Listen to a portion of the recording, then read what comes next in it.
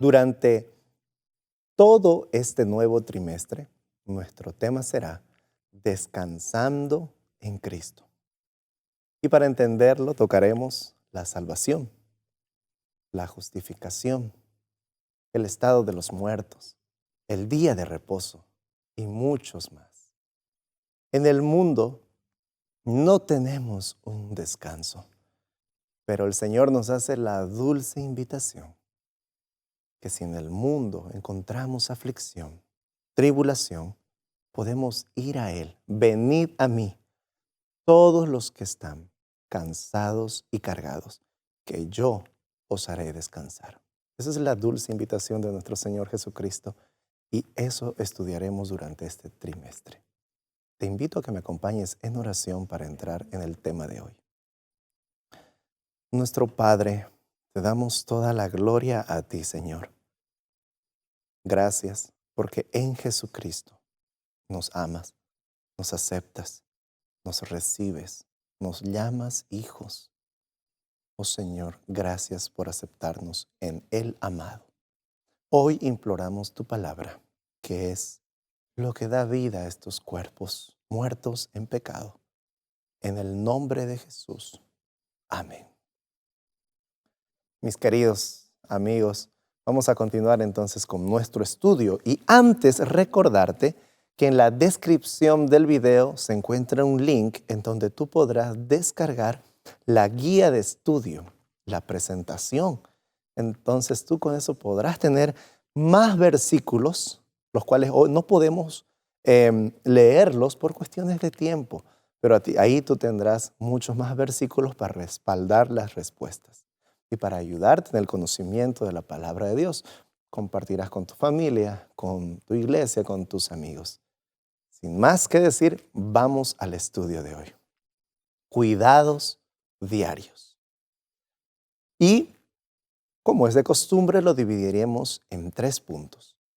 Prioridades, desastres y recordatorios.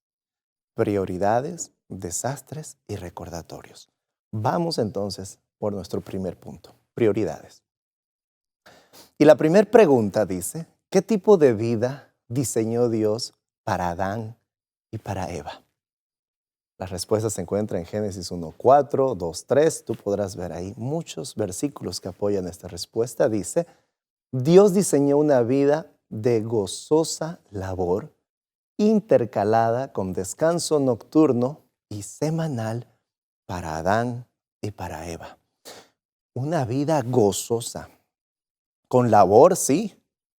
Recuerden que Dios le dio labor a Adán, pero había ese descanso nocturno, porque Dios había creado el día y también la noche. Entonces había ese descanso nocturno y recordemos que en Génesis 2 nos habla de que un día a la semana Dios les daría un reposo a sus criaturas, un descanso semanal. La pregunta 2. ¿Cómo cambió el empleo humano después de la caída? Después de la caída, la maternidad se volvió difícil y dolorosa. Y la producción de frutos se volvió también difícil y dolorosa. Recordemos que con sudor de tu frente trabajarás. Ahora el trabajo era doloroso y difícil que la tierra dé su fruto a Adán. La pregunta 3. Después de crear un ambiente perfecto y habitarlo con criaturas vivientes, incluidos Adán y Eva, ¿cuál fue la primera prioridad de Dios? Recordemos, y eso se encuentra en Génesis, y vamos a verlo, se encuentra en Génesis 2. Cuando le dice, fueron pues acabados los cielos y la tierra y todo el ejército de ellos. Y acabó Dios en el día séptimo la obra que hizo y reposó el día séptimo de lo que hizo. Habiendo completado la creación, Dios descansó y apartó un descanso sabático semanal para todas las generaciones futuras como su primera prioridad. Entonces ahí encontramos cómo Dios da trabajo, pero le da también un reposo semanal, un descanso, un momento en donde Él pueda estar con sus criaturas. Vamos a continuar. ¿Qué aspecto del diseño original de Dios para la actividad humana y el descanso se volvió cada vez más importante después de que la producción de frutos se volvió más difícil y dolorosa? Después de la caída, el descanso semanal y nocturno se volvió cada vez más importante para la humanidad. Entonces nosotros podemos ver ahí que después del trabajo, ¿qué añora el trabajador? Oh, un descanso, un momento en donde reposar. Diariamente en la noche y durante la semana, un día de reposo. Pero hay un punto aquí interesante y es la parte del trabajo. El trabajo no lo veamos como si fuera un castigo de Dios, que es como se veía en la Edad Media y mucho antes de ello, era un castigo de Dios. Es por eso que todas las profesiones eran desestimadas. Pero, escuche muy bien esto, más allá de eso, el trabajo se había vuelto una bendición para el hombre, ya que ahora se encontraba en una naturaleza caída y tenía que su mente estar ocupada en el trabajo. Sería el medio en el cual Dios bendeciría a su familia, el trabajo. Y además, añoraría ese día de descanso, ese reposo, acordándose desde el Edén. No por nada el cuarto mandamiento empieza con una palabra: acuérdate del día de reposo. Entonces, la pregunta 5, ¿qué debemos aprender del significado de la palabra sábado? La palabra sábado significa cesar. Y eso es exactamente lo que Dios hizo después de 6 días de la creación. Así que al santificar y apartar ese día, le dio a la humanidad un día para dejar de trabajar y disfrutar de la comunión con Él. Recordaremos en Marcos 2:28, donde Jesús les dice a aquellos fariseos que habían vuelto una carga el Sabbat, el día de reposo, les dice: el sábado fue creado para el hombre y no el hombre para el sábado. Así que disfrutamos de la presencia de Dios en aquel día de reposo. Recordaremos el motivo de la creación del hombre: vivir para la gloria de Dios y disfrutar de su presencia por la eternidad.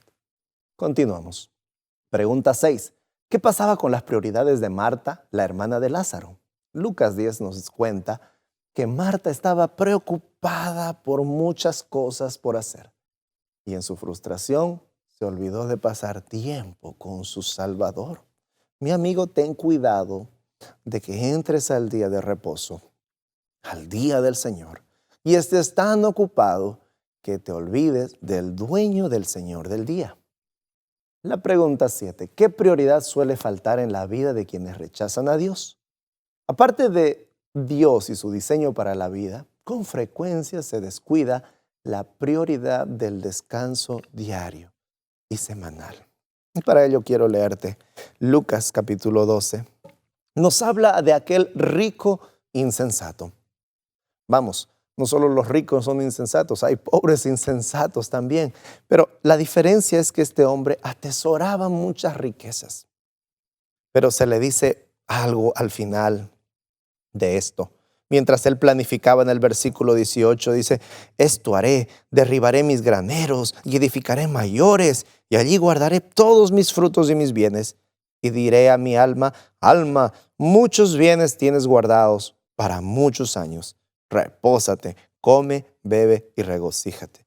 Pero Dios le dijo: necio, esta noche vienen a pedirte tu alma. ¿Qué enseñanza más grande tenemos en ese punto? Atesoramos tantas cosas. Y es tan claro que cuando una persona muere, no lleva ni lo que tiene puesto. O el impío se olvida de su Creador. Se olvida de que tiene un día especial en donde cesar y estar con su Padre Celestial. Entramos al segundo punto: desastre. Porque en nuestro diario vivir hay prioridades, pero también hay desastres. Pregunta 8. Cuando todo su mundo estaba a punto de derrumbarse a su alrededor, ¿qué mensaje le dijo Dios a Jeremías que le diera a su escriba Baruc? Dios dijo, dile a Baruc que no se preocupe tanto por su propio futuro turbulento, sino que esté agradecido de que en medio de todo esto, Dios preservaría su vida. Pregunta 9. ¿Cómo les dio Jesús a sus discípulos un mensaje similar al de Jeremías y a Baruc? Se va a repetir. Jeremías habla a su escriba que está turbado por los acontecimientos. Y Jesús de la misma manera hablará a sus discípulos que están turbados también con los acontecimientos. Entonces, la misma palabra se repetirá. En Juan 16:3 les dirá, Jesús dijo a sus discípulos, en el mundo tendréis aflicción, pero confiad, yo he vencido al mundo. Lo mismo que se le dice a Baruc. Vamos, deja de preocuparte tanto por lo que vendrá. Hasta aquí Dios te ha bendecido, te ha cuidado, ha preservado tu vida. Vamos, todos nosotros tendríamos que pensar en el momento en que estamos viviendo, un momento tan difícil y acercándonos a momentos que aumentarán en dificultad, Dios ha preservado nuestra vida, el alimento, el techo, su cuidado y su misericordia. Lo mismo con sus discípulos. En el mundo tendréis aflicción, pero confiad, yo he vencido al mundo. Hay un libro que se recomendaba a los cristianos en la antigüedad. Era el libro de los mártires, en el cual nosotros encontramos que cada hijo de Dios, cada creyente, sufrió un martirio, sufrió persecución, sufrió maltrato, hasta la muerte misma. Más allá del evangelio de la prosperidad, donde todo es felicidad, todo es alegría, todo es prosperidad, todo es abundancia, más allá de eso el Señor no mentiría, como lo hacen los predicadores modernos con este evangelio mentiroso de la prosperidad. Jesús sería sincero con ellos y les dirá, en el mundo tendréis aflicción, pero confiad, yo he vencido al mundo. Pregunta 10. ¿En qué lugar dijo Jesús que sus discípulos tendrían paz? Jesús dijo, en Él sus discípulos tendrían paz, pues incluso cuando están separados de Él. Juan 16:33 es un versículo maravilloso en donde nos revela de qué manera y en quién encontramos paz. Juan 16:33 dice, estas cosas os he hablado para que en mí tengáis paz. En Cristo tendremos paz. Pregunta 11. ¿Qué temieron tanto Baruc como los discípulos que llevó a Dios a hablarles de consuelo? Tanto Baruc como los discípulos y nosotros mismos temían ser esparcidos traumáticamente sin paz ni descanso. Perder ese descanso, esa paz. Atemoriza al hombre. Entonces las mismas palabras se nos dice a nosotros. ¿Cómo dice el apóstol Pablo que los que están en paz con Dios deben enfrentar la tribulación? Romanos 5:3 nos dirá que los creyentes, aquellos que hemos pasado la justificación, que hemos sido perdonados por el Señor Jesucristo, que se nos ha dado su perfecta vida y Dios nos recibe en su amor, debemos gloriarnos en las tribulaciones. ¿Por qué? Porque desarrolla paciencia, un fruto del Espíritu Santo. Pregunta 13. ¿Por qué dudó el salmista? ¿Por qué pudo el salmista descansar en paz en medio del desastre? David podía descansar en paz en medio del desastre porque confiaba en Dios. En Él estaré seguro. En Él descansaré. Esa es la confianza de todo hijo de Dios. Sabe que puede descansar en paz en Dios. Pregunta 14. Según los salmos, ¿qué actitud caracteriza a los que tienen paz? Los justos que aman la ley de Dios tienen gran paz. Quiero contarles acerca de este hombre. Su nombre fue Horacio Spafford. Este hombre fue un hombre muy exitoso en Estados Unidos en 1870. Tenía empresas, tenía una familia, tenía 4 niñas y después le nació un hijo varón. De repente todo su éxito, toda su vida empieza a tornar. Horacio era un cristiano devoto, pero su hijo, el recién nacido, muere. Esto afecta en gran manera a la familia y a él. Y en la recuperación, un incendio llega a la ciudad de Chicago, el gran incendio, donde se quema casi todas sus empresas, sus negocios. Esa era la situación de Horacio. Para empezar nuevamente, planean un viaje a Inglaterra, en el cual él es detenido por unos compromisos y su esposa y sus hijas viajan a Inglaterra. En medio del viaje, el barco sufre un accidente. Luego de muchos días, le llega una carta a Horacio y era de su esposa, escribiéndole: solo yo estoy viva. En ese accidente marítimo habían muerto sus 4 hijas. Ahora Horacio se encontraba viajando a Inglaterra al encuentro de su amada esposa. Y durante el viaje, cuando pasan por ese lugar donde el barco tuvo ese accidente, el capitán le dice: señor Spafford, aquí fue donde el barco tuvo el accidente. Y Horacio miró esas aguas que aún se encontraban enojadas y embravecidas. Fue a su cabina y escribió un himno que hasta el día de hoy lo tenemos, llamado Estoy bien. Y en sus letras dirá: de paz inundada mi senda ya esté, o cúbrala un mar de aflicción. Cualquiera que sea mi suerte, diré: estoy bien. Tengo paz. Gloria a Dios. Su coro dirá: estoy bien. Gloria a Dios. Tengo paz en mi ser. Gloria a Dios. Y esa es la actitud de un cristiano al afrontar el desastre. Mientras más paz y confianza tengas en Dios en esos momentos, pues si sabemos que a los que aman a Dios todas las cosas les son para bien, estarás dando más gloria a Dios. Pero ahora nos vamos a la tercera parte, el recordatorio. Vamos a ir a la pregunta 15. ¿Qué aprendemos sobre el reposo sabático? Éxodo 23:12. Allí Dios enseña que el sábado no solo proporciona un descanso de 6 días de trabajo, sino que también refresca. Eso se encuentra en Éxodo 23:12. Pregunta 16. ¿Qué forma de descanso está implícita en el Éxodo 5:5 y explícita en el Éxodo 16:23? Estos textos en Éxodo muestran cómo Dios a través de Moisés estaba tratando de restaurar el descanso semanal del sábado entre su pueblo que había estado trabajando duro bajo la servidumbre egipcia sin un día de descanso. Recordarán que el pueblo de Israel se encontraba esclavizado en Egipto.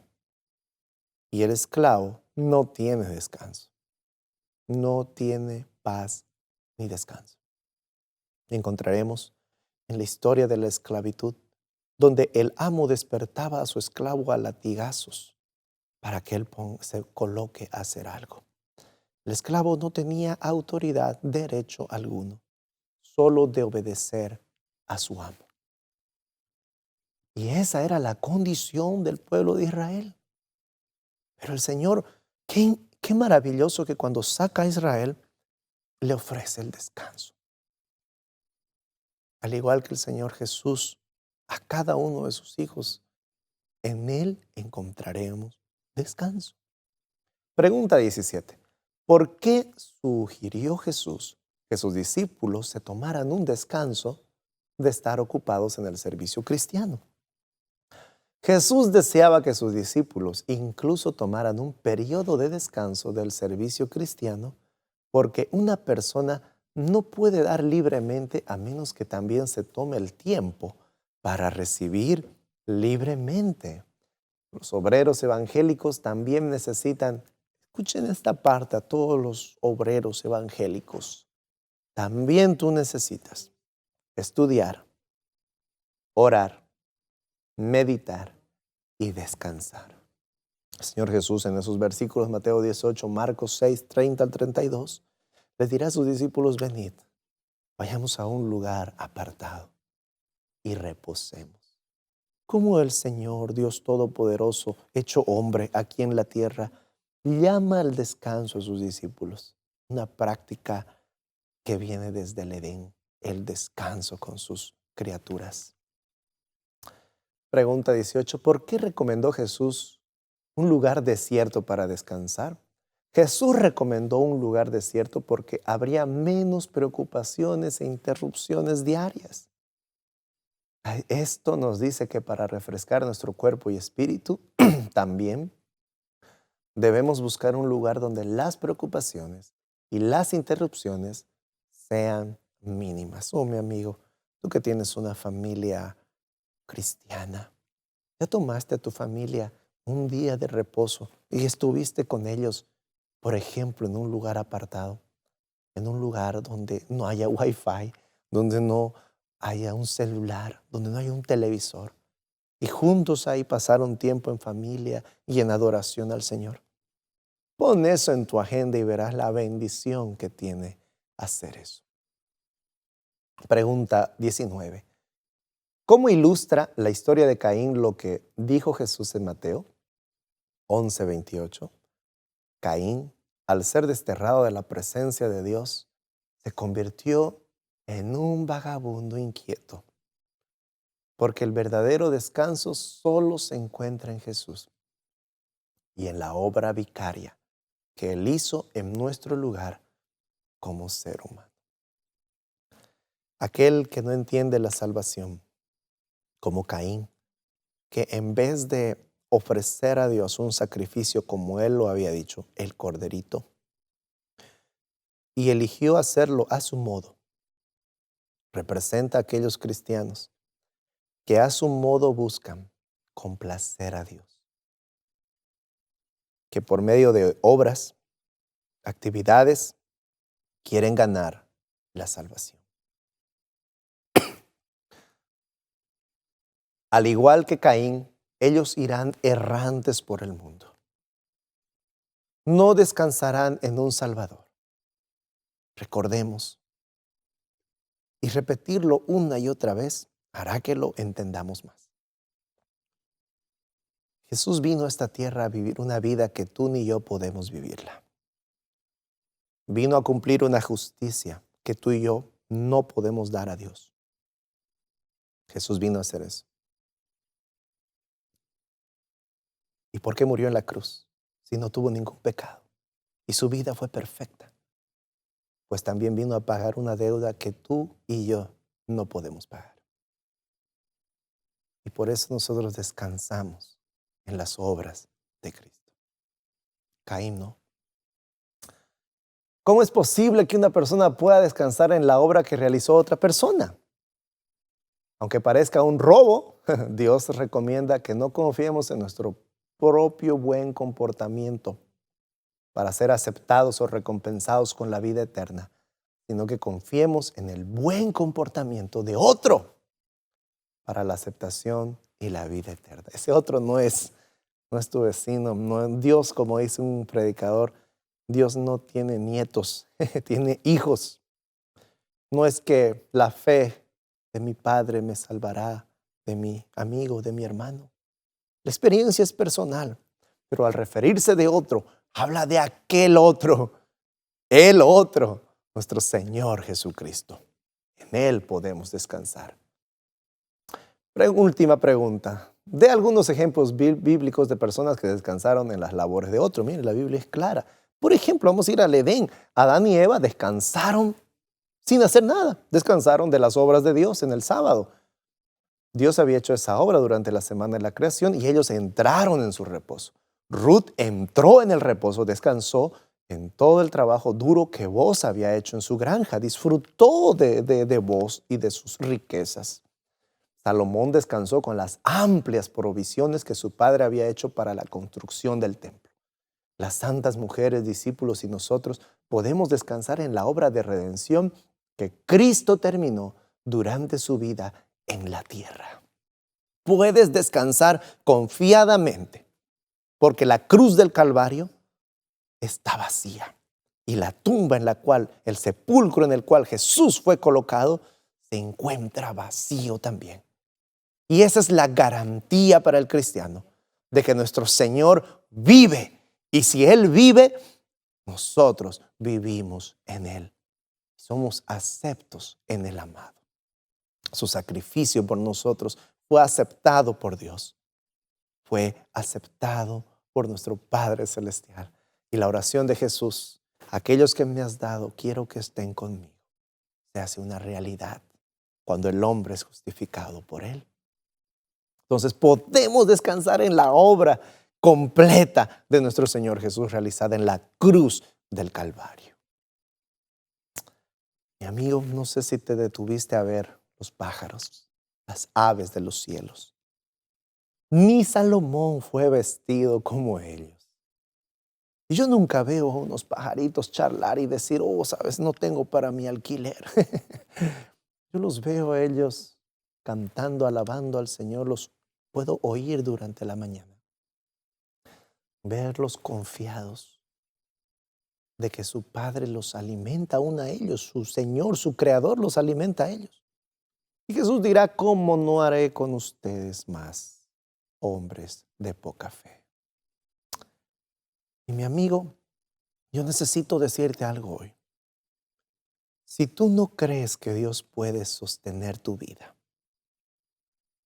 me cuesta creer que tú puedas creer que Él te justifica. Sin dudas de que Él te puede dar el alimento y la ropa diaria y todo lo que necesitas. Seguro que también dudarás de que tú fuiste declarado justo creyendo en Él. Aprende de esas aves del cielo. No solo creas, sino créele al Señor Jesucristo. Oh, mi amigo, nuestro Señor Jesucristo nos hace la hermosa invitación. Nos dice la verdad, que en el mundo tendréis aflicción, pero confiad, yo he vencido al mundo. En el mundo no hay descanso, pero Jesús hace la gloriosa invitación. Venid a mí todos los cansados y cargados, que yo os haré descansar. Si mi fe ha de caer, Él me sostendrá. En la tentación yo sé que Él me sostendrá. No podría estar de pie en la oscuridad, pues mi amor muy frágil es, pero yo sé que Él me sostendrá. Él me sostendrá, pues me ama mi Salvador. Él me sostendrá. Que Dios te bendiga.